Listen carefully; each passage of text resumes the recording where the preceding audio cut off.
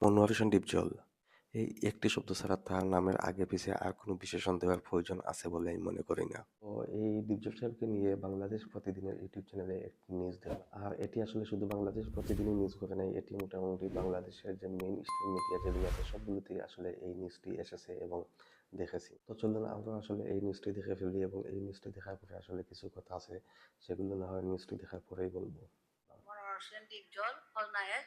আমার বাবা মারা গেছে, চুলি মজুর আমাদের সম্পত্তি জবরদখল করে রাখছে। ওনার ভুল কথা বলতেছেন। কোনো কিছু বুঝায় দেয় না।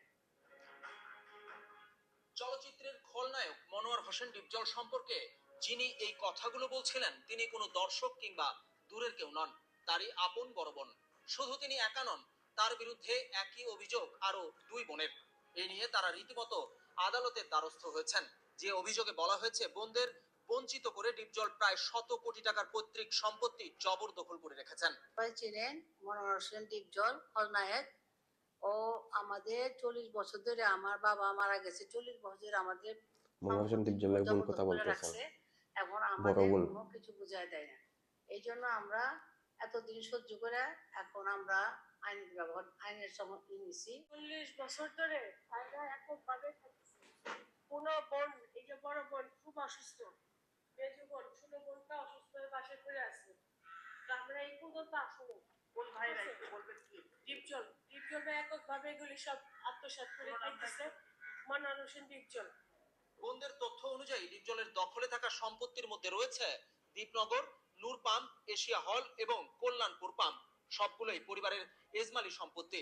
তার বোনদের দাবি আইন অনুযায়ী এসব সম্পত্তিতে তাদেরও ভাগ রয়েছে, কিন্তু প্রায় 40 বছর ধরে বোনদের বঞ্চিত করে একাই ভোগ করছেন ডিপজল। দীর্ঘ 40 বছর যাবত আমার আব্বা মারা গেছে। তো আমাদের সম্পত্তি পরিসূত্রে আমরা মালিক। আমরা তো আমাদের সম্পত্তি আমার ভাইরা 3 ভাই খাচ্ছে। তো আমাদের এই সম্পত্তি আমরা অধিকার পাই।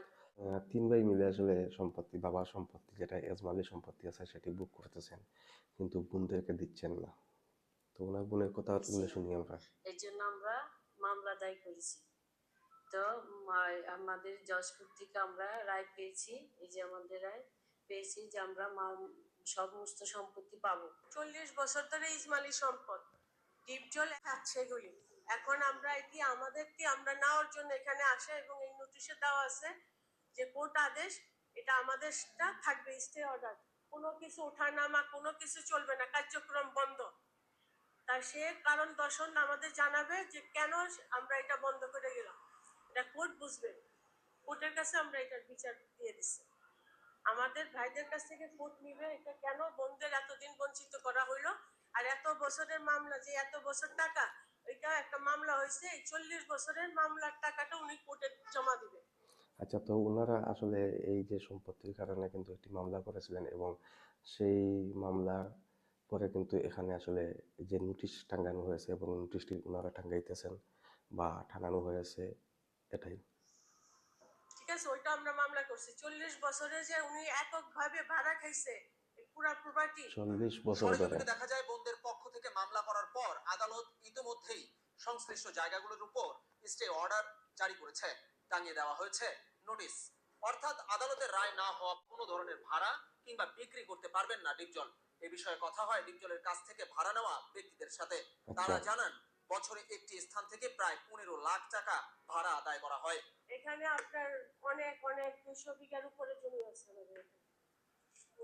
200 বিঘার উপরে জমি আছে। সব নিয়ে একা ভাড়া দিয়া কোটি কোটি টাকা আত্মসাৎ করে। বাজার মূল্য কিরকম হতে পারে?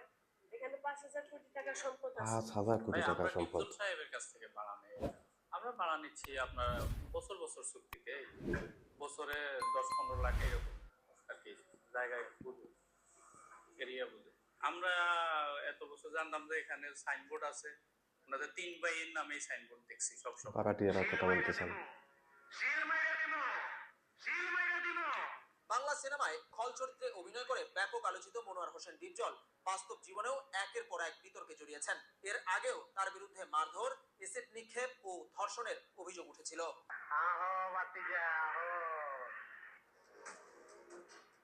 বিজন কুমার, বাংলাদেশ প্রতিদিন।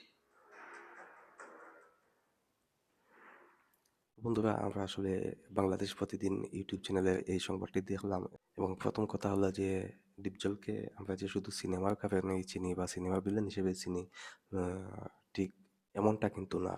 সিনেমার পাশাপাশি উনি এবং ওনার পরিবার যে আসলে ধনাঢ্য এবং প্রভাবশালী একটি পরিবার, সেটাও কিন্তু আমরা জানি। বাড়ি গাড়ি, জায়গা জমি, টাকা পয়সা, ব্যবসা বাণিজ্য সবখানেই আসলে উনাদের সরব উপস্থিতি ছিল এবং আছে। শুধু তাই নয়, ডিপজল সাহেবকে আমরা একজন দানশীল ব্যক্তি হিসেবে কিন্তু চিনি। তিনি অনেক অনেক দান খয়রাত করে থাকেন, সেটাও আমরা জানি। একবার ঢাকার একটি ওয়ার্ড, সম্ভবত ঢাকার মিরপুরের একটি ওয়ার্ডে তিনি কমিশনারও ছিলেন।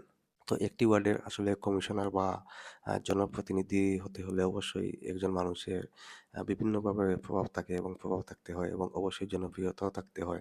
তা না হলে তো আর একজন মানুষ ওয়ার্ড কমিশনার হতে পারে না। তো অবশ্যই উনার কিছু ভূমিকা ছিল, যার কারণে তিনি ঢাকার একটি ওয়ার্ডে, মিরপুরের একটি ওয়ার্ডে তিনি কমিশনারও ছিলেন। তো আসলে এত এত পরিচয়ে পরিচিত একজন ব্যক্তির বিরুদ্ধে আসলে এরকম একটি সংবাদ খুবই দুঃখজনক। আসলে ডিপজলের প্রতি আমার দুটো কথা থাকবে, যদিও আসলে আমার কথাগুলো উনার কাছে গিয়ে পৌঁছাবে কিনা সেটা আমি জানি না, বা উনি এগুলো দেখবেন কিনা সেটা জানি না, কিন্তু যেহেতু উনার এই নিউজটি দেখে আসলেই কষ্ট পেয়েছি মনের মধ্যে, তাই উনার সম্পর্কে বা উনার প্রতি আমি দুটি কথা বলবো। তো ডিপজল ভাইয়ের প্রতি আমার প্রথম কথা হচ্ছে যে, প্রিয় ডিপজল ভাই, আপনাকে আমরা সিনেমার ভিলেন হিসেবে চিনেছি, কিন্তু বাস্তবে আপনি একজন ভালো মানুষ, সেটা আমরা জানি।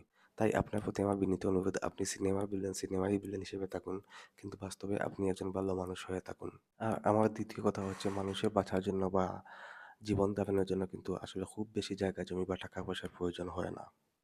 আর ডিপজল ভাই, এদেশে কিন্তু হাজার হাজার মানুষ আছে যাদের আসলে এক মুঠো মাটিও নেই বা মাথা গোঁজার ঠাঁইও নেই, কিন্তু তারপরও কিন্তু তারা ভালো আছে। সবশেষে বলবো, আমাদের মাত্র 3.5 হাত জায়গার প্রয়োজন, তার চেয়ে বেশি এক আঙ্গুল জায়গারও প্রয়োজন নেই।